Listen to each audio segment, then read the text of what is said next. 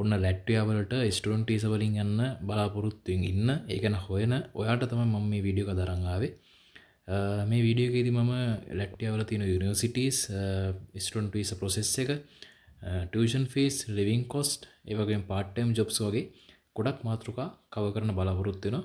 ඉතින් අපි මුලින්ම බලමු මොකද ඔයා ලැට්වියාව තෝරගන්න ඕනේ කියන එක සහ ලැට්වියාව ගැන පොඩි අදහසක්. ලැට්වියාව කියන්නේ යුරෝප් යුනියන් මෙම්බර් කෙනෙක්. ඒ වගේම ෂෙනගන් ඒරියා එකක් ලැට්වියාව කියන්නේ. ඒතකොට ෂෙනගන් වීසා එක තමයි ඔයාලට ලැබෙන්නේ. ඊට පස්සේ ලැට්වියා වල කැපිටල් එක රිගා තමයි කැපිටල් එක. ලැට්වියා වල කරන්සි එක යුරෝ. ඒ වගේම පොපියුලේෂන් එක ගත්තොත් 1.9 මිලියන් වගේ ඉන්නවා. ඔෆිෂියල් ලැන්ග්වේජ් එක ලැට්වියන්.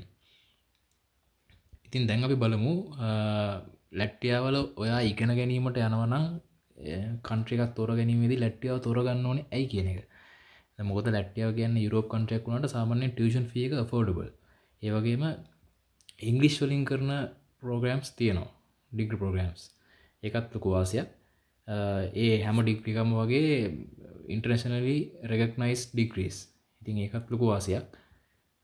දැන් අනිත් යුරෝපියන් කන්ට්‍රීස් වලට සාපේක්ෂව බලුවාම ලැට්වියාවේ ලිවිං කොස්ට් එක සෑහෙන අඩුයි. ඒකත් ලොකු වාසියක්. දැන් ඒ වගේම හැම ස්ටුඩන්ට් වීසා යන ගොඩක් රටවල් වල වගේම ලැට්වියා වලත් ස්ටුඩන්ට් වීසා ගිහිල්ලා ඉගෙන ගන්න අතරේ වර්ක් කරන්න පර්මිෂන් දීලා තියෙනවා. ඒ වගේම ඉතින් ඕගොල්ලෝ දන්නවා වගේ යුරෝප් කන්ට්‍රීස් ගොඩක් සේෆ්. ඉතින් මේකත් ඒ වගේ සේෆ් ඇන්ඩ් පීස්ෆුල් කන්ට්‍රි එකක්. ඒ වගේම ඔයා මෙහෙට ස්ටුඩන්ට් වීසා ගියොත් ඔයාට ෂෙනගන් ඒරියා එකේ අනිත් කන්ට්‍රීස් වලත් විසිට් කරන්න ඉතාම පහසුවෙන් පුළුවන් වෙනවා. ඉතින් ඔය තමයි ලැට්වියා වට ඔයා ස්ටුඩන්ට් වීසා එකකින් යන්න බලාපොරොත්තු වෙනවා නම් ලැට්වියාව තෝරගන්න එකේ වාසි. දැන් අපි බලමු ලැට්වියාවේ තියෙන යුනිවර්සිටීස් සහ ඇඩ්මිෂන් රික්වයර්මන්ට්ස්. ලැට්වියා වල තියෙන පොපියුලර් යුනිවර්සිටීස් ටිකක් තමයි රිගා ටෙක්නිකල් යුනිවර්සිටි එක, යුනිවර්සිටි ඔෆ් ලැට්වියා එක, ටුරිබා යුනිවර්සිටි එක, TSI එක, RISCBA එක, Latvia university of life sciences and technologies කියලා යුනිවර්සිටි කුත් තියෙනවා. ඔය තමයි පොපියුලර් යුනිවර්සිටීස් ලැට්වියාවේ තියෙන. ඒවා තියෙන කෝසස් ගත්තොත් ඉතින් IT, computer science, engineering, business, marketing, finance, logistics, architecture, tourism වගේ ගොඩක් පැති වලින් ඔයාලට ස්ටුඩන්ට් වීසා යන්න පුළුවන්. දැන් අපි බලමු ඇඩ්මිෂන් රික්වයර්මන්ට්ස් මොනවද කියලා. ලැට්වියාව ස්ටුඩන්ට් වීසා ඇප්ලයි කරන්න ඔයාලට පාස්පෝර්ට් එකක් තියෙන්න ඕනේ බේසිකලි. ඊට පස්සේ এডুকেෂනල් සර්ටිෆිකේට්ස්, ඊට පස්සේ ඇකඩමික් ට්‍රාන්ස්ක්‍රිප්ට් එක ඕන වෙනවා. ඔයාලට දැන්ට ඩිග්‍රී එකක් තියෙනවා නම් ඊට පස්සේ SOP එක, පාස්පෝර්ට් ෆොටෝ එක, ඊට පස්සේ ඉංග්‍රීසි ලැන්ග්වේජ් ප්‍රූෆ් එක තියෙන්න ඕනේ. කියන්නේ ඉංග්‍රීසි IELTS නැතුව යන්න අවස්ථාවක් තියෙනවා සමහර යුනිවර්සිටිස් වල. ඉස්සරහට කතා කරමු මේක. යනවා IELTS වල සර්ටිෆිකේට් කරලා තියෙනවා නම් IELTS සර්ටිෆිකේට් එක ඕනේ. CV එකක් ඕන වෙන අවස්ථා තියෙන්න පුළුවන්. ඒ වගේම රෙකමෙන්ඩේෂන් ලෙටර් එකක් ඕන වෙන අවස්ථාවක් තියෙන්න පුළුවන් සමහර වෙලාවල් වලට. ඉතින් ඉංග්‍රීසි රික්වයර්මන්ට්ස් ගත්තාම IELTS කරන්න පුළුවන්, නැත්නම් TOEFL කියලා තියෙන එක්සෑම් එක එකත් කරන්න පුළුවන්. PTE කරන්නත් පුළුවන්, ඒකත් ඇක්සෙප්ට් කරනවා. medium of instruction letter කියලා තියෙනවා. ඒක යුනිවර්සිටි සමහර ඒවායින් ඇක්සෙප්ට් කරනවා. ඊට පස්සේ යුනිවර්සිටි ඉංග්‍රීසි ඉන්ටර්විව් කියලා එකකුත් තියෙනවා. ඒ කියන්නේ සමහර යුනිවර්සිටිස් වල IELTS නැතුව ඒගොල්ලන්ගේ ටෙස්ට් එකක් ප්‍රොවයිඩ් කරනවා. ඒක පාස් වෙලා ඒ through යන්නත් ඔයගොල්ලන්ට chance එකක් තියෙනවා. දැන් අපි කතා කරමු ඇප්ලිකේෂන් and visa process එක ගැන. ඉතින් ඔයා ඕනෙම රටකට ස්ටුඩන්ට් වීසා යනවා නම් ඔයාට self analysis එකක් කරන්න පුළුවන්. ඔය දැන් ChatGPT, Gemini වගේ tools තියෙන ඕනේ තරම් ඒවා use කරලා.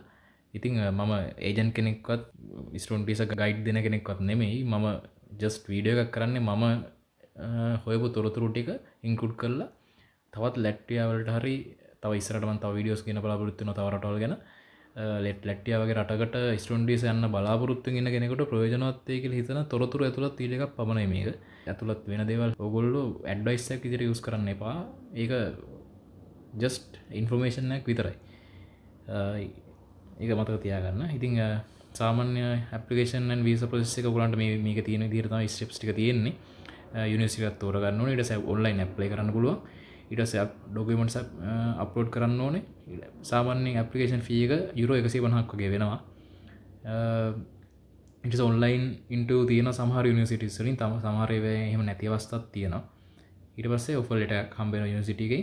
ඉතින් ඔෆර් ලෙටර් එක හම්බුනට පස්සේ ඔයා ටියුෂන් ෆී එක පේ කරන්න ඕනේ. ඊට පස්සේ වීසා එකට ඇප්ලයි කරන්න ඕනේ. ඊට පස්සේ වීසා එකට ඇප්ලයි කරන්න ඔයා දන්නවා VFS එකට තමයි යන්න ඕනේ. VFS අපොයින්ට්මන්ට් එකක් දාලා VFS එකට ගිහිල්ලා ඉන්දියාවල වීසා එක ග්‍රාන්ට් වුණාට පස්සේ ඒක අරගෙන ඇවිල්ලා ඔයාට යන්න පුළුවන් ලැට්වියා වලට ගිහිල්ලා ඔයාට ඇප්ලයි කරන්න පුළුවන් රෙසිඩන්ට් පර්මිට් එක ලබා ගැනීම සඳහා.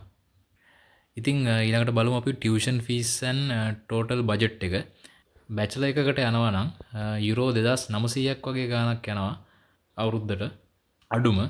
එතකොට මාස්ටර්ස් වගේ යනවා නම් අවුරුද්දකට සාමාන්‍යයෙන් 3000ක් වගේ යනවා යුරෝස්. මේ දෙකේ ඉතින් ඉහළ සීමාවන් ගත්තොත් යුරෝ 5000යි 5500 වගේ ගාණක් වෙන්නත් පුළුවන්. මේ අවම සහ උපරිම අගයන් ගත්තොත් ඊට පස්සේ එයා ටිකට් එක සාමාන්‍ය යුරෝ 700ක් විතර යනවා. ඊට පස්සේ ඇප්ලිකේෂන් ෆී එක කලින් මම කිව්වා වගේ යුරෝ 150ක් වගේ තමයි යන්නේ. ඉතින් දැන් අපි බලමු estimated first year expenses කොච්චරක් විතර යනවද කියලා. මේකට include application fee එක, visa cost එක, health insurance එක රැට්ටේ වලට ගියට පස්සේ health insurance එකක් හදන්න ඕනේ ඒක.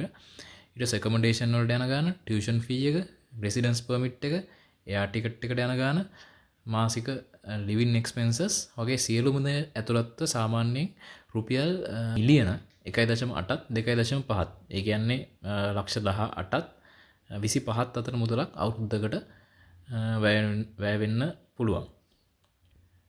දැන් අපි බලමු living cost and student life එක ලැට්වියා වල තියෙන monthly living cost එක සාමාන්‍යයෙන් accommodation වලට යුරෝ 250ත් 400ත් අතර ගණක් යන්න පුළුවන්. ඊට පස්සේ utilities වලට යනවා යුරෝ 60ත් 120ත් අතර ගාණක්. foods utilities කියන bills එක පහසුකම් යටිදල් පහසුකම් වගේ දේවල් වලට. ඊට පස්සේ කෑම වලට යුරෝ 120ත් 220ත් අතර ගාණක් යනවා. transport වලට ගොඩක් discount discounts available. internet එකට යනවා යුරෝ 20ත් 40ත් අතර ගාණක්. personal expenses වලට තව 50ක් 100ක් විතර ගාණක් යන්න පුළුවන්. කොහොම හරි monthly total එක around යුරෝ 500ත් 800ත් අතර ගාණක් වියදම් වෙන්න පුළුවන්. ඉතින් හොඳම දේ තමයි ඔයගොල්ලෝ ජොබ් එකක් හොයාගන්නවා කියන මයින්ඩ් සෙට් එකෙන් යන්නේ නැතුව යනකොටම වැඩි මුදලක් අතේ තියාගෙන යන්න ඕනෙම කන්ට්‍රි එකකට ස්ටුඩන්ට් වීසා යනවා නම් ඒක සේෆ්. දැන් අපි බලමු accommodation options. ඔයගලන්ට කැම්පස් එකේ ඩොමිටරි එකේ ඉන්නත් පුළුවන්, shared apartments වල ඉන්නත් පුළුවන්, private rooms වල, studio apartment වල ඔය කැමති විදිහකට ඔයගලන්ගේ accommodation හදා ගන්න පුළුවන්. සාමාන්‍ය ලැට්වියා වෙද එක ගත්තොත් සමයකට සෙල්සියස් අංශක 18යි 30යි අතර උෂ්ණත්වයක් තමයි තියෙන්නේ. වින්ට් එකේ ඍණ 5ත් ඍණ 15ත් අතර ගානකට පොඩ්ඩක් එක්ස්ට්‍රීම් යනවා. ඊට පස්සේ ලැන්ග්වේජ් එක ලැට්වියා වල මේන්ලි ලැට්වියන් ලැන්ග්වේජ් එකෙන් තමයි වැඩ වෙන්නේ. ගොඩක් අය යුනිවර්සිටිස් වල ඉංග්‍රීසි යූස් වෙනවා. ඒ හින්දා ඔය ඉංග්‍රීසි මීඩියම් වලින් කෝස් එක හදාරන්න යනවා නම් බය වෙන්න හේතුවක් නැහැ. දැන් අපි කතා කරමු ලැට්වියා වල කරන්න පුළුවන් part time jobs මොනවද කියලා. සාමාන්‍ය ලැට්වියා වල ප්‍රසිද්ධ part time jobs තමයි restaurant වල kitchen helper විදිහට වැඩ කරන්න පුළුවන්. ඉතින් hotel වල වැඩ කරන්න පුළුවන්. warehouse වල, supermarkets, cleaning, Volt delivery එක වැඩ කරන්න පුළුවන්. ඉතින් Bolt food එකේ වැඩ කරන්න පුළුවන්. ඒකේ delivery. ඒ වගේ options ටිකක් තියෙනවා. ඊට පස්සේ සාමාන්‍යයෙන් පැයකට ඔයාලට යුරෝ 5ත් 9ත් අතර ගාණක් පඩියක් ගන්න පුළුවන් ලැට්වියා වල. සාමාන්‍යයෙන් ජොබ් එකක් හොයාගන්න ඔයාලට පළවෙනි සති දෙක ඇතුළත හම්බෙන්නත් පුළුවන්. නැත්නම් ඇවරේජ් මාසයක් දෙකක් වගේ යන්නත් පුළුවන්. කොහොම හරි monthly income එක estimation එකක් ගත්තොත් ඇවරේජ් එකක් විදිහට සාමාන්‍යයෙන් ඔයාලට ගන්න පුළුවන් බැචලර්ස් කරන කෙනෙක්ට යුරෝ 450ත් 1200ත් අතර මුදලක්. මාස්ටර්ස් කරන කෙනෙක්ට යුරෝ 900ත් 2000ට යුරෝ 2000ත් අතර වගේ මුදලක් earn කරගන්න පුළුවන්. ඉතින් Volt and Bolt වල ස්ටුඩන්ට්ලට වැඩ කරලා සාමාන්‍යයෙන් මාසෙකට යුරෝ 600ත් 1200ත් අතර මුදලක් හොයාගන්න පුළුවන්. ඔයගොල්ලෝ part time වැඩ කරොත්, ඔයගොල්ලෝ full time වැඩ කරොත් යුරෝ 1500කට වඩා මුදලක් ඔයගොල්ලන්ට earn කරගන්න පුළුවන්. සමහර ස්ටුඩන්ට්ලා ඉතින් යුරෝ 3000 වගේ මුදලක් වෙන කට්ටියත් ඉන්න පුළුවන්. ඒ ඔයගොල්ලන් වැඩ කරන විදිය අනුව තමයි.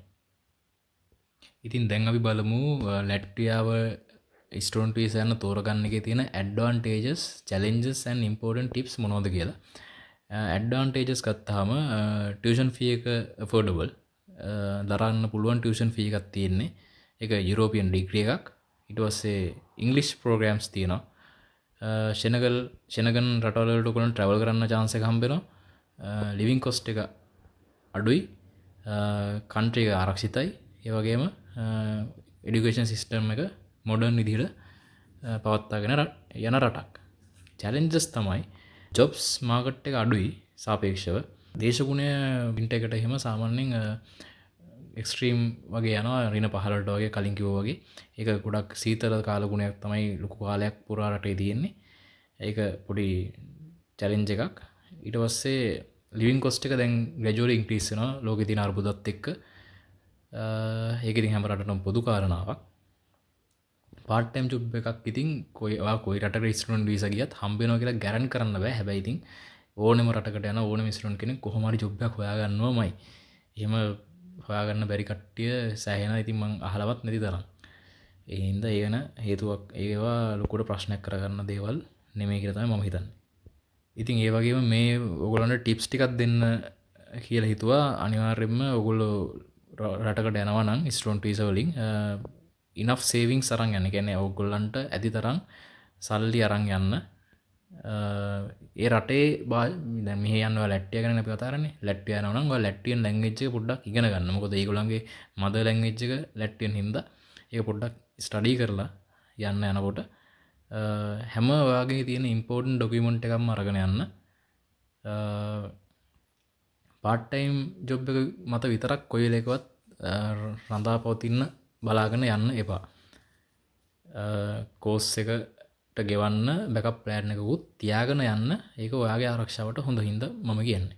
ඔයගොල්ලෝ ඇප්ලයි කරද්දී ඔෆිෂියල් වෙබ්සයිට් through ඇප්ලයි කරන්න යුනිවර්සිටිස් වලට. ඔය වෙන වෙන වෙබ්සයිට් හරහා යන ලින්ක් වලින් ඇප්ලයි කරලා ඔයගොල්ලෝ ස්කෑම්ස් වලට එහෙම අහු වෙන්න පුළුවන්. එහෙම කරන්න එපා. කෙලින්ම යුනිවර්සිටි වෙබ්සයිට් එක Gemini හරි ChatGPT වගේ එකකින් ඔයාලට හොයාගන්න පුළුවන් ඔරිජිනල් වෙබ්සයිට්ස්. ඒකට කෙලින්ම ඩිරෙක්ට්ලි ඒ වෙබ්සයිට් එක through ඇප්ලයි කරන්න. ඉතින් මම හිතනවා මේ වීඩියෝ එක ඔයගලන්ට වැදගත් වෙන්නේ නැති කියලා. මම කලින් කිව්වා වගේ ඔයගලන්ට මම ඇඩ්වයිසර්ස් දුන්න නෙමෙයි. මම දන්න දැනුම ඔයගලන්ට ප්‍රයෝජනවත් වෙයි කියලා හිතලා බෙදාගත්තේ. ඉතින් මේ වීඩියෝ එකෙන් ඔයගලන්ට ප්‍රයෝජනවත් වුණා කියලා හිතනවා නම් මගේ channel එක subscribe කරන්න. තවත් මම ඉස්සරහට මේ වගේ migration වීඩියෝ series එකක් ගෙන බලාපොරොත්තු වෙනවා. ඒ හින්දා ඔයගලන්ට ඒ වගේ වීඩියෝස් දාපු ගමන් ඔයගලන්ට වීඩියෝ එක ගෙන්න ගන්න notification bell icon එකත් click කරලා තියාගන්න. like එකක් දාන්න, ඔයගලන්ගේ අදහසත් comment එකක් දාන්න කියලා ඉල්ලනවා. එහෙනම් සුබ දවසක් හැමෝටම.